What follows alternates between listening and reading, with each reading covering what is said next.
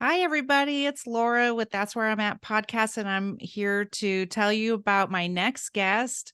Thank you for joining today. I have someone that I met. I can't wait I can't wait for you guys to meet because, okay, I don't want to tell the whole story, but I'm gonna I'm gonna start with. This is Nancy. She's a mediator. She has a company called Mediation Around the Table. It's been the recipient of the Las Vegas Review Journal's Best of Las Vegas 2019, and in the category of alternative dispute resolution. She is also a passionate volunteer at Adams Place, which is a nonprofit helping children deal with grief and loss. And she's much more than that as well. I'm going to let her tell her story about how fabulous she is. But Nancy and I met when she was the mediator for my divorce, and we've become friends since then. So welcome to the show, Nancy.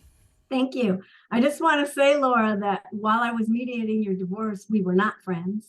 I was an Oh, legal no. Oh, professional. gosh, no. Oh, yes. Go ahead and stick whatever disclaimer you want in there. Yes. No, this was after the fact. No, this was. Right, but we are most definitely friends now. I have a tremendous amount of respect for you.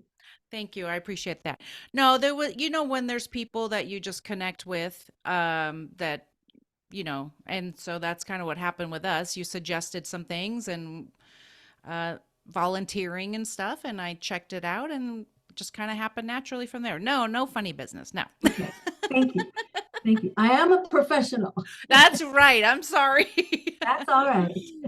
So, Nancy, we were talking about you've had quite a life. You've had quite an adventure in your life with different things. And tell us how you became a mediator. What brought you to that place in your life? Okay, thanks for the question. Um, I I don't know how far back I want to tell you, but You I can go think back I'll as start far with as you want to, just whatever you feel answering is that question. significant. Um, I was married to a man who had a genetic disease, and he died very suddenly in 2008. And shortly after his death, I found myself in probate litigation with his family. And Mm. it was a shock to me. It was a betrayal to me. And equally as important, it cost me tens of thousands of dollars to defend myself before we finally settled out of court. Oh my goodness. And at the end of the settlement, or at the end of the litigation, as far as I was concerned, I did not only lose a husband, I felt like I lost an entire family. Mm. And so after a period of time when I was starting to feel more like myself again, I sat down at my computer and I literally Googled, how do families resolve conflict? Mm. And the word mediation came up. And it was a light bulb moment for me, Laura. I've been a paralegal for all of my adult career. Okay. And I thought I knew what mediation was, but I was very wrong. I thought it had to do with landlords and tenants. And Oh. instead, I've come to discover that it has to do with resolving conflict with the help of a neutral third party. So that's how I became a mediator. I started my training in 2010. I did my internship in 2011, and then I was fortunate enough to get a divorce certification from a very prestigious program in Los Angeles in the beginning of 2012. And then I opened the doors to my private practice, and I've been mediating ever since. And I love, love, love what I do. So tell me, what do you love about what you do? Oh, I love listening to people. I love helping people arrive at their own resolution, Hmm. which is the key to mediation. I love advocating for the children because the children don't have a voice in the process. Okay. And so I make sure that their needs are covered and then some. I love getting to know people without understanding or needing to know why they're in my office, Okay. especially in the divorce realm, because Nevada's a no-fault divorce state. So I don't Hmm. ask what went wrong. Right. I remember you saying that. You're like, I'm not a therapist. We don't need to work out any problems in here Right, that way. right, exactly. That's for sure. So what kind of mediation do you do? Well, I really do anything that walks in the door because I'm in private practice and I need to pay the rent. But at the bulk of my practice is divorce and custody and family. I do some elder mediation and I've done some business mediations. I've even done some mediations with people who are starting a business, and I like to call that doing a business prenup, which is sort of a novel concept. But it's basically helping people listen to each other, understand each other, and meet somewhere in the middle in the spirit of compromise. Right, exactly. That is for sure. I've heard of that business prenup kind of thing because I've gone into business with friends, and I always say I don't want to lose your friendship Right, over, disputing over some silly thing. So, right. doing that kind of thing I think is really important. So tell me what you'd like to tell me about your life because I know you've experienced a few things. You said that was when your husband passed away. Right, That happened. right. And And how was so that? I lost my dad, my mom, and my husband in a 22-month period. Oh my goodness. And it just threw me for a loop. Too many losses all in a row, and Yes. it tampered with my identity because I was no longer a daughter and I was no longer a wife. Right. And so, I had to figure out who I am Mm-hmm. and what I like about myself and how to nurture that. Mm-hmm. Right. So what did you do? What kinds of things did you do to try and figure out who am I now that I'm not a daughter and a wife? Yeah, yeah. Well, starting my own business was key, Mm-hmm. and having success in that. And by success, I don't mean bags full of money. I mean helping people who Right. walked out of my office with a smile on their face Right. and who didn't walk out hating each other. Right. And so, that to me is a measure of success. Plus, I also, through the journey, I love to cook. It's one of my passions. Mm-hmm. And so I did a lot of cooking and feeding people and making soups and putting them in my freezer. And then when I found out somebody was having surgery, I was there with, the Oh, that's convenient great. soup, Yeah. things like that. And so that's part of discovering who I am. Part of me is a nurturer. Mm-hmm. Well, and I think that's what we learn, right? When we're grieving and there's so many different things, is what's really important. When you lose so many people at one time, we had a couple of losses in a year and a half. And I think, what's really important here? What's Right. important in my life? I don't know if that's the kind of feeling that you were having. It's like, In a sense, I was more struggling with trying to do everything on my own. oh, okay. And because I'm independent and all of a sudden I'm having to make my own decisions. And to me, then, not now, but to me back then, asking for help was a sign of weakness. Oh, okay. Now I think the opposite. I think it's a sign of strength. Right. And was that the way you were taught that asking for help is a sign of weakness? And so that was kind of the way you just, Mm, or is just that's a way you were just feeling? yeah, the way I was feeling, not per se. I got to tell you, I had a wonderful childhood. Yeah. I had parents who were married 64 years when my dad died. And although they bickered every single day, to my knowledge, they also held hands and kissed and hugged and smooched and loved on each other every day Yes. too. And they did the same to me and my brother and sister. Right. That's really good. Yeah. So I think, I mean, definitely the way we move forward in our life is what I'm finding is what we saw really, of course, shapes us. And so then to move forward and say, okay, well, I just think back to, it's like I always think about my mom was so strong. So I know that I just think about what she would have done in my situation or whatever, and think Mhm, about those kinds of things. mhm. Um, so what happened then after, how long has it been since your husband passed away? So it's been 15 years. Okay. And it took me 2 years to really start feeling like myself again. Mm, And in my volunteering at Adam's Place, I facilitate with the adults, and I'm often get asked questions about, when shall I take his clothes out of the closet, or yeah. do I get rid of her jewelry or whatever? And there's no timetable for grief. We all know No, that. For no. me personally, it took me 2 years. And what happened first was I wanted closet space. So Okay. that was the first thing I did. I thought, you know what? I need more closet space. And then after that, I started dating casually. I've been in a couple relationships that are long distance, and I think that was a way of my insulating myself from, Okay. putting up walls or whatever. And they were okay. I wasn't in love.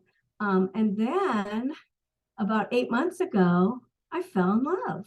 Oh my goodness. I wasn't looking for it. It found me. It was somebody I knew when I was a teenager, and we reconnected through, of course, Facebook. And he also is long distance, but this guy just wooed me and made me fall in love with him. And Oh my gosh. I am here to say that it's been 15 years. It's never too late. And I'm just experiencing a different kind of joy.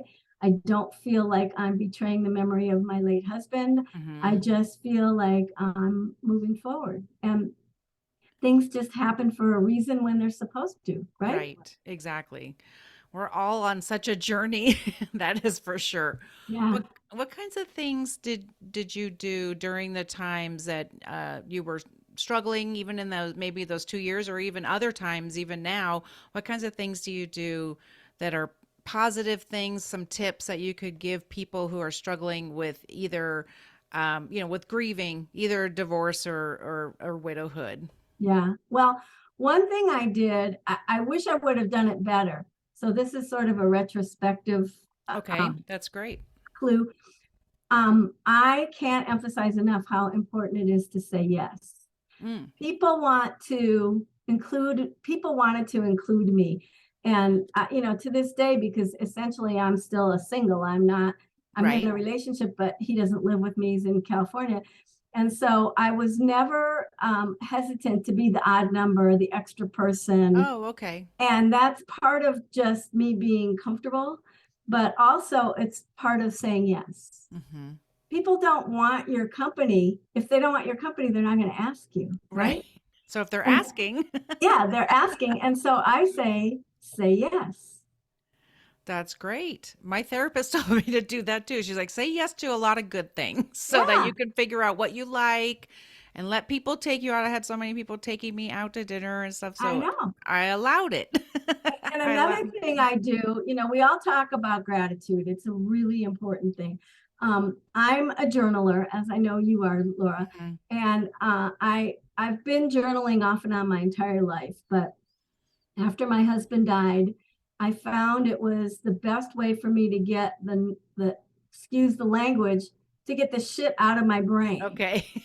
And so, when I got a phone call from my lawyer during that litigation, and every time I saw his name on the caller ID, I thought, oh my God, it's going to cost me $400 if I answer this call. Right. So instead of stewing about that, I Hmm. wrote in my journal. I vented Okay. to my journal.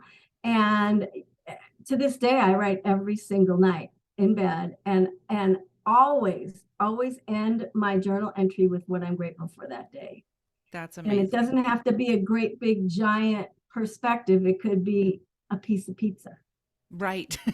I had really good pizza tonight or whatever. Yeah, I'm grateful for pizza, Well, and I think that's very helpful because I wonder if people think sometimes it feels overwhelming. Like, put down your gratitude. What are you going to write down every time? My kids, my house. Right, It's like you don't have to. You don't have to write right, that. I had great tacos. So precisely. I Yeah, laughed really hard today or whatever. Yeah. And the that's not, Golden Knights won the Stanley Cup. oh my gosh. Yes, they did. Let's say that so it's recorded on here There forever. you go. Go Knights, go. Go Knights, go. Oh my gosh, that was the biggest thing. And then did you do any other things? What other tips do you have? I know you had a little quote that you had shared with me, which I loved. Do you remember about time? Yes. Okay. I have so many little quotes. Okay, well, give me some more then if you want, but I really like that Okay. one. All right. People say time heals all wounds. Doesn't. It doesn't. My quote is time helps. Yes. It doesn't heal, it helps. And Mhm. so, I try to be patient with myself and I try and exude that patience to other people. I'm not always successful at it, but Mhm. it's important to me. Patience is important. And it's Yes. part of the concept that time helps. Yes. Well, and I think that patience, extending grace to somebody, I don't know. I try to think about that as I walk through this world because we don't know what people are going through. When I Exactly. was curt the other day with somebody, I felt bad, but I wanted to say, I'm just really sad today. Yeah. Do Sorry. you remember in the olden days when the grocery stores used to have an express line with 10 items or less? Yes. And so how many times were you in that line and you're counting the number of items in the cart in front of you? Right. I know I've done it. Well, Yes. whoa, wait a minute. Until I learned that I don't know why they're in that express line. Maybe they just had to put their cat down. Maybe they Right. just got a cancer diagnosis. Maybe the waved them over because she had nobody in her line. We Right. don't know. And so to judge based on the number of items in their cart is not the smartest idea, right? Right. Exactly. Well, Have some exactly. It's grace. only one thing. Yeah. Have some grace, have some patience, have some tolerance. Yes. Those are things that's part of my persona as a mediator is that Hmm. non-judgmental Hmm. stuff. And even I had a few friends tell me, you need to have more patience with yourself. You're not going to get over this so quickly. I would say like, why am I still crying about this?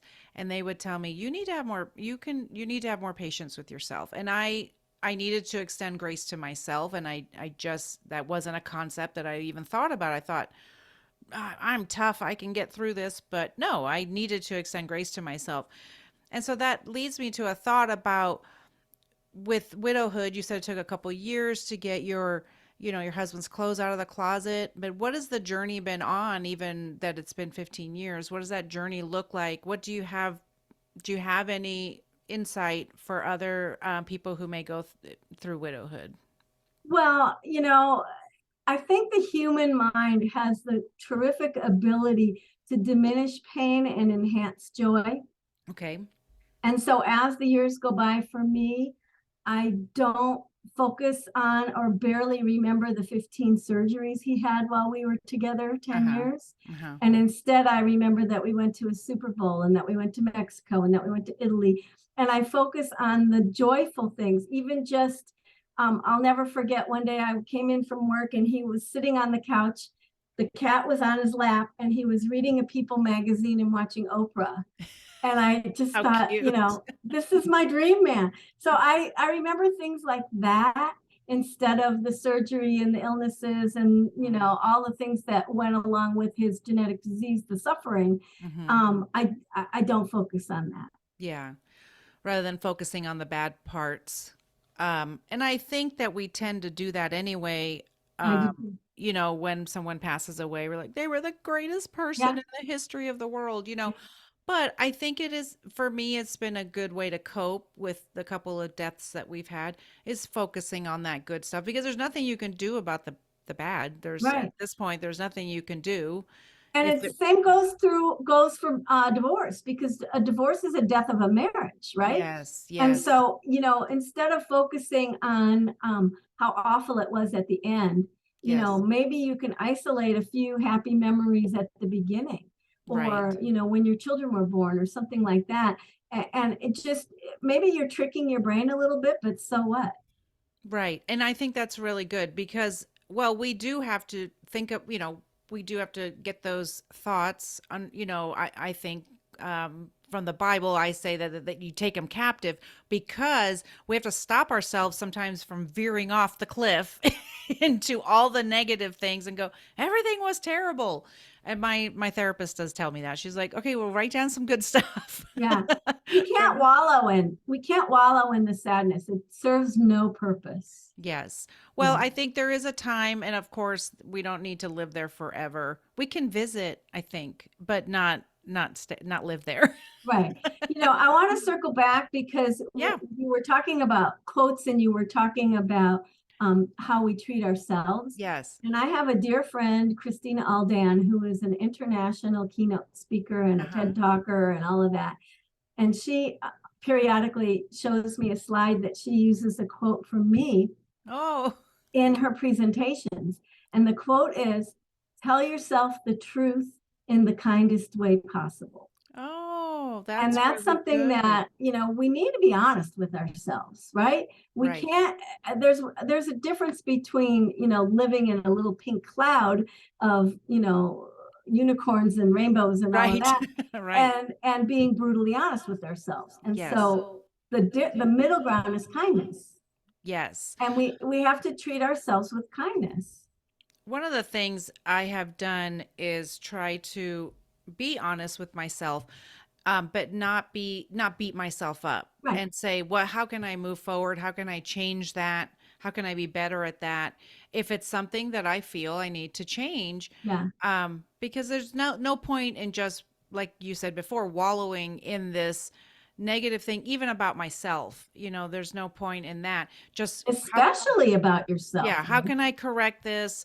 Can I be different? And for me, it's been a new, and I'm sure for you too, like you were saying, your parents died, your husband died. So now you're like, well, who's Nancy? Who's single Right. Nancy? So now I'm trying to figure out who's Laura. And my friend called me Laura 2.0. So who's Laura 2.0? Well, and I think reinventing ourselves is a privilege. Yes. And Really if is. we look at it as a privilege, instead of a drudgery or a necessity, but a privilege. And also, we can reinvent ourselves as many times as we choose. Right. Yes. That's amazing. Well, and I feel like that comes with aging, right? Because I'm in my 50s, almost in my I'm not going to say it. I'm in my late 50s. And I'm a different person than I was before. So even I'm not going to say like, okay, I'm going to go back to how I was at 22. I don't want to do that. No, we evolve. Yeah, that's not who I was. I'm a different person. Not to mention I'm not going to be able to, my body's not going to be able to do half the things. We'll never say never. That's another quote. Well, okay. Well, my knees will tell you otherwise. There you go. Unless Yeah, I mean, reinventing yourself as many times as you choose is a privilege. And how fortunate are you, and regardless of the circumstances that brought us to where we are sitting here yes. chatting with each other, how fortunate that we have the technology and Yes. the lighting and, Right. To be able to share makeup. this with everybody. Yeah. Well, I really do think it's such a privilege because there are lessons that are learned along the way in life. And when I see other people struggling, and I know you have that heart too, that when you see someone struggling, for me, I always thought you always had the right words to say. Try Words looking at matter. it. I'm sorry. Words matter. Yes, and you always had, the try looking at it this way, try to see it this way, because I'm thankful that I don't have friends around me that are just yes men. They're just going to be like, yeah, forget him or whatever. But they tell me it's okay, do this or look at it this way or things like that, where I can get different perspectives. And with a positive spin on it. I mean, I Yes. like to say, instead of saying, Laura, what did you do wrong? Right. I would rather say, what could you have done differently? Right. Right. What could I have done different for the next time? Yeah, next time. Next time. I love that. What you're experiencing with your new love, which is very exciting. It gives me a lot of very hope. interesting. I have a couple of I've had many revelations. Okay. But the two most important things I've discovered is, number one, he's extremely intelligent. Love that. Okay. And number two is he has my back. Oh, that's great. Yeah, that's important. Yeah. And just allowing space in my brain for that was really significant to me. Oh, really? Because that's not something that you were. Well, it wasn't that I wasn't with anybody or meeting people who didn't have my back per se. Right. It was just that I always thought I was smarter than or knew better what was better for me. Oh, And okay. now I'm sort of rethinking that because I have somebody who's, I believe, smarter than I am. I believe, but it does exist. No, I'm kidding. But most definitely has my back and wants what's best for me. Yes. And I sometimes question the way he conveys that to me. And so then I have to take a step back and say, you know what, he's looking out for my best interests. Right. Exactly. Because it's not exactly the way you would do it. Something like Well, that. a lot of times it's unsolicited advice, and Oh, I'm guilty of that myself. So okay. seeing that in somebody else is sort of a revelation. Okay. Well, that's good. Wow, that was growth, Nancy. You're Yay. growing. Wow. Am I taller? Do I look taller now? That's right. Well, I mean, it's true. I don't know. I like surrounding myself with friends who are growing and changing, and we look at different perspectives. I don't know. I want to keep doing that because I know it's so good for my brain too. Learning new things is always good for your brain. Well, and Um, I think as women, we evolve. I'm not a male basher whatsoever. I right. love men, always have, but I think we evolve as women at a different pace than men do. Okay. And now, do you have any idea why? Why Well, I is was trying to be polite. I was trying to be Doesn't well, that I mean, sound I really feel upbeat and polite?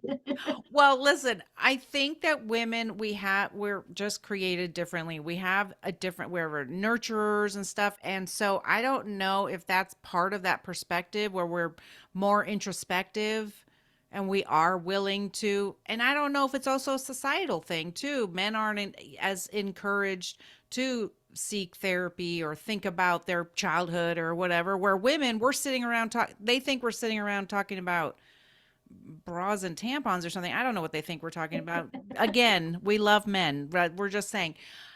But we're a lot of times we're talking pretty deep Right. because we're talking about our hopes and dreams and those Well, kinds of and I things. think mostly, obviously we're both generalizing here, but I think Yes, of mostly course. women have an easier time expressing feelings than men do. Because Yes. I think men sometimes equate vulnerability with weakness.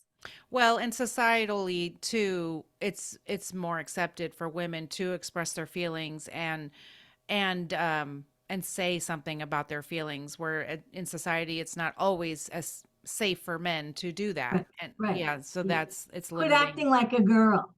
Yeah, those kinds of things where it's like that doesn't help anything. You know what I mean? It's like you're Yeah. allowed to have emotions and feelings. Sure. It's Sure. okay.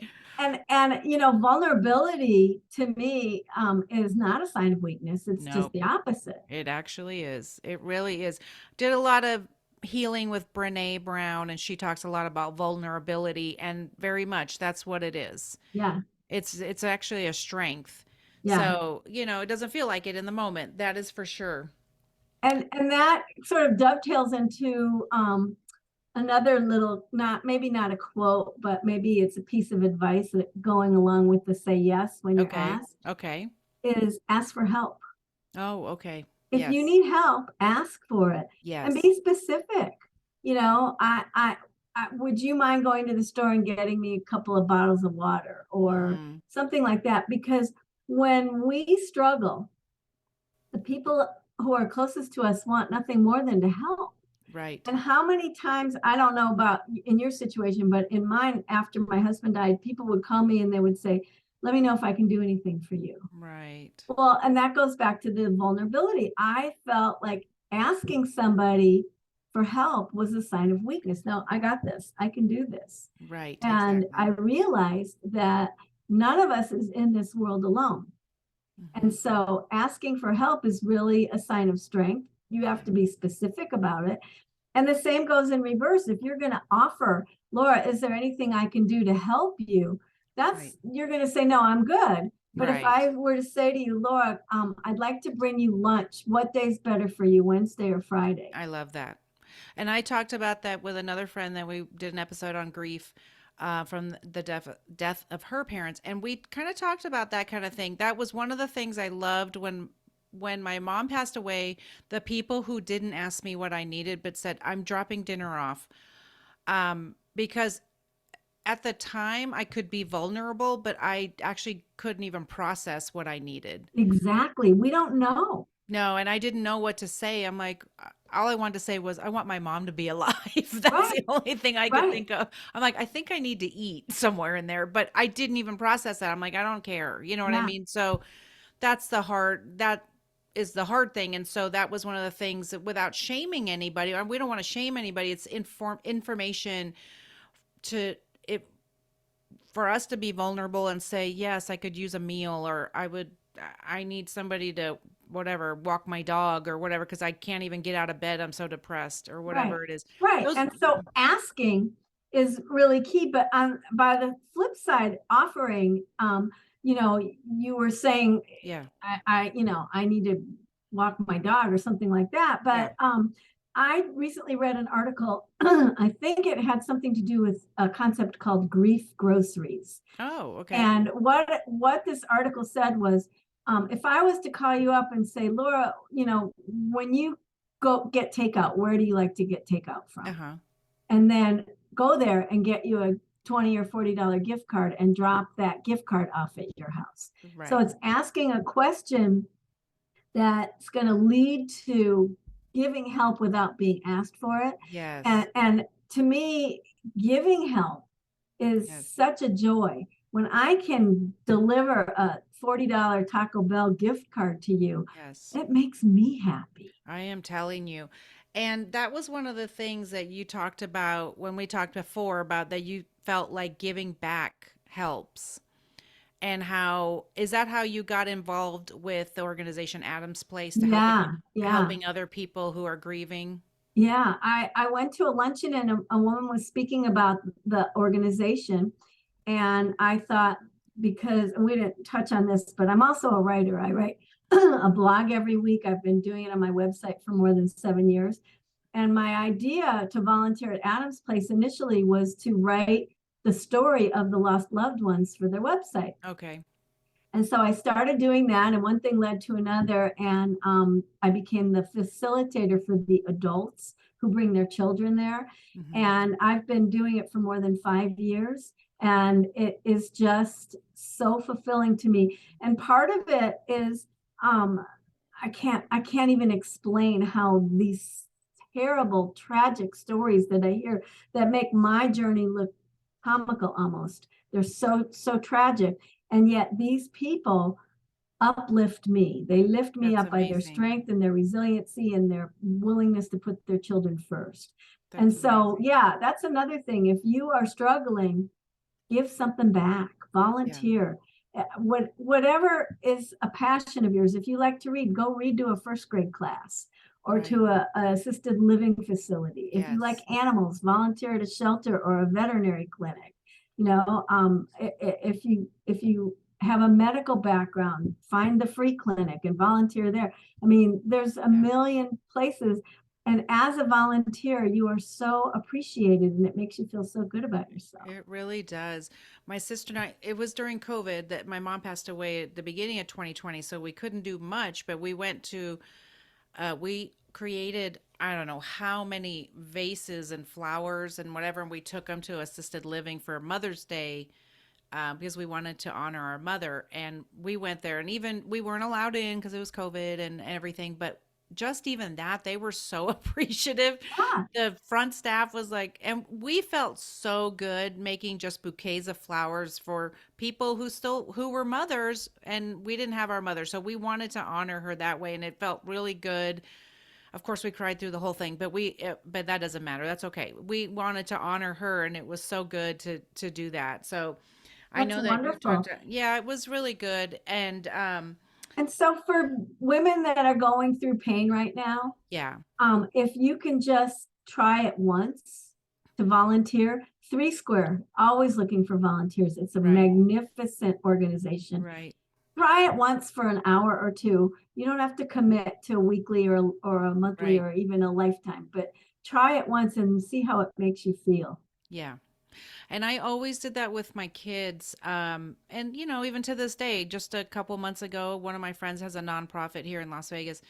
and they needed volunteers. And so I dragged one of my kids with me. And when I say drag, I don't mean really drag, because I say, what are you doing on this day? You want to go volunteer with me for 2 hours? And we did. And, Yeah. we get tired, but it feels good to help. And it gets you out of your head, is kind of how I feel. I'm not concentrating on what's going on with me. I'm more, I'm helping other people. And so And you're that's really helpful. appreciated for doing that. I was appreciated and I liked it.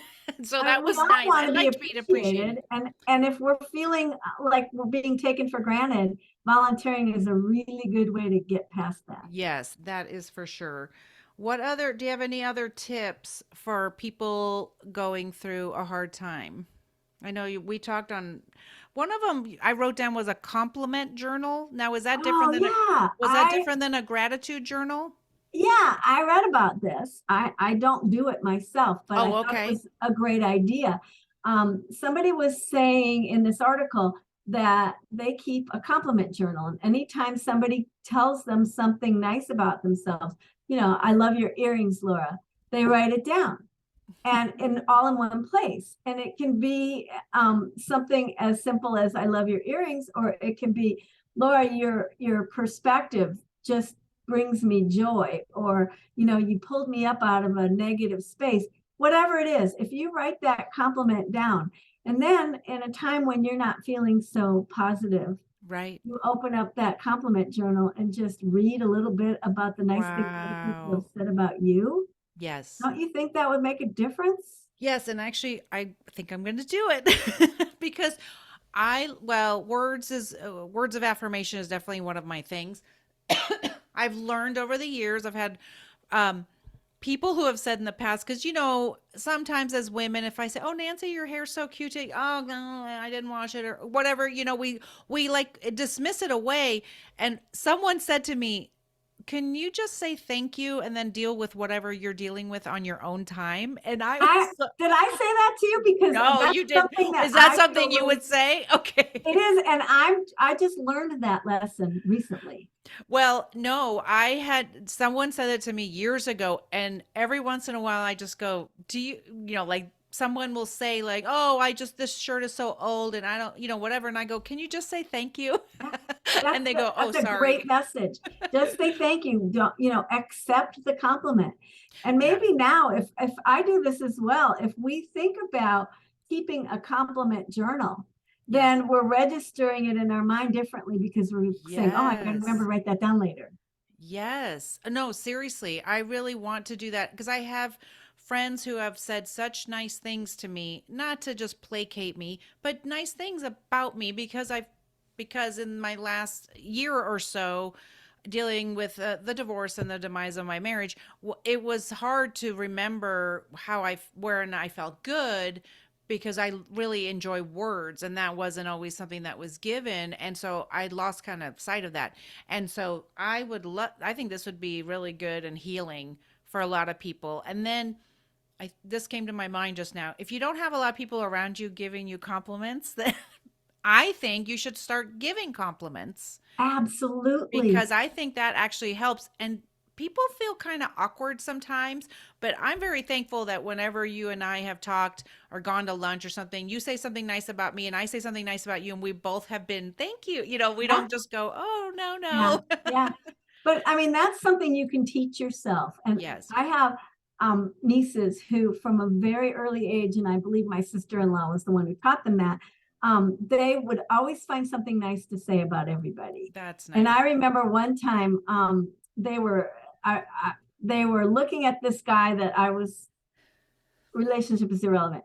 Okay. They were looking him over, and it was my niece Kim, and she was maybe 8 years old.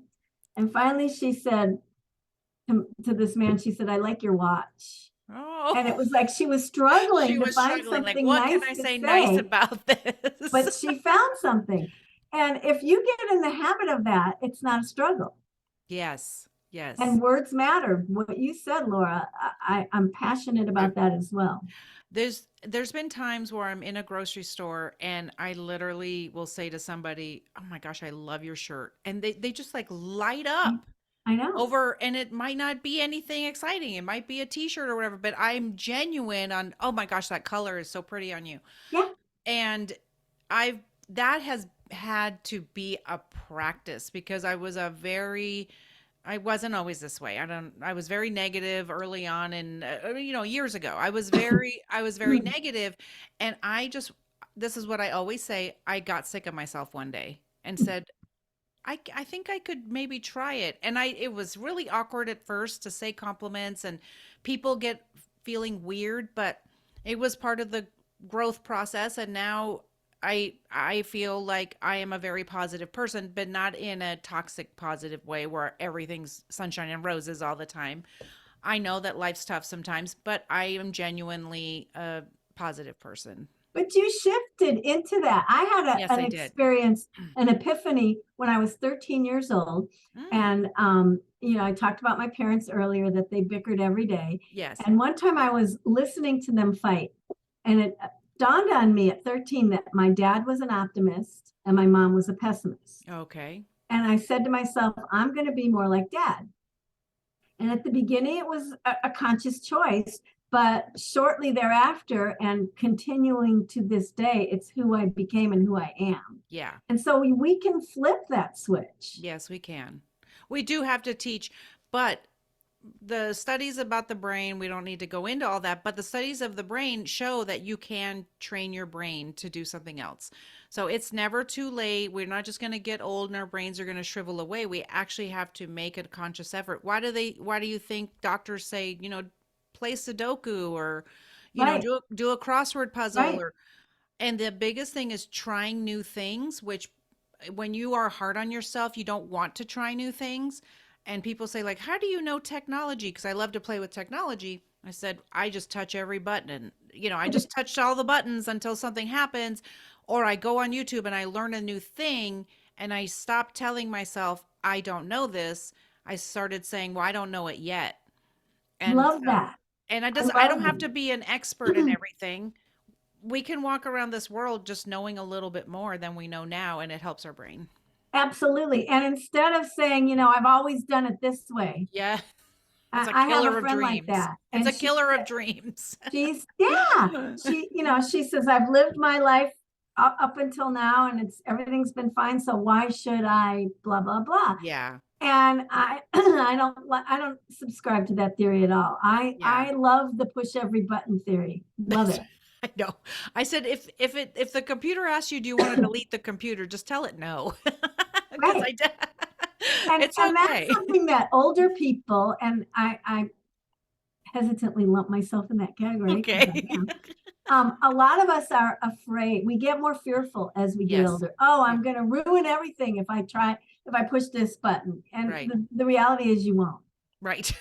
Somebody will fix it because my Yeah, dad does that all the time. He touches all the buttons and then I go fix it. But it's fixable. It's fine. right. Exactly. And what a much better attitude. Look at your dad. I mean, that's Yes. fantastic. Right. Exactly. Was there anything we didn't talk about today that you want to talk about? Because I think Uh, you gave us some really good tips on moving forward in widowhood and divorce and death. I said tell your truth in the kindest way possible. Yes. I want to add one other Okay. proviso, okay? And Okay. that is treat yourself gently, Yes. especially when you're in the throes of some sort of a challenge, Yes. a downward cycle as opposed to an upward cycle, which is also, remember, every down cycle is followed by an up cycle. Okay. But when you're in the throes of something, try to remember to treat yourself gently.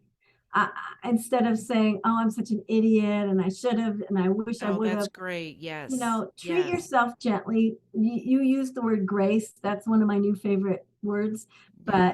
But in all of that, and I tell my widows and widowers at Adam's Place and the parents who've lost a child, Yes. and sometimes it's the parents' fault, when there's a tragic drowning Right. and they beat themselves up something terribly. And Right. I just try and encourage everybody, no matter what hardship you're experiencing, to treat yourself gently. Yes. That is great advice. No, it's really true. To say I should have known better, anything like that, it's like Yes, we have to treat ourselves gently. That is Yeah, for and sure. start your sentences with next time. Next time. Yes. Well, I appreciate you so much. And if anything resonated with you guys today, I hope you'll go to the post we have up about Nancy and you will comment and we're going to put all her information in the comments I'm sorry, in the show notes as well. But Nancy, thank you so much for being here. I always appreciate your positive attitude and your positive outlook on life. And you and your new love give me hope for the future. Oh, absolutely, Laura. And I appreciate you. And I wanted to touch on this, and I'm glad I remembered. You have a fantastic sense of humor, Oh, thank and you. humor can get us through a whole lot. Yes, I feel like sometimes I laugh in the wrong times, but I don't care. I don't care. Yeah, I you laugh all the make me time. laugh, and I think you have a smart sense of humor, Thank and you. there's a little bit of a silly side, which is Yep, awesome. yep. And it's been an honor for me to have this conversation with you today. Thank you so much for being here. I really appreciate it. And we will see you guys next time. Bye.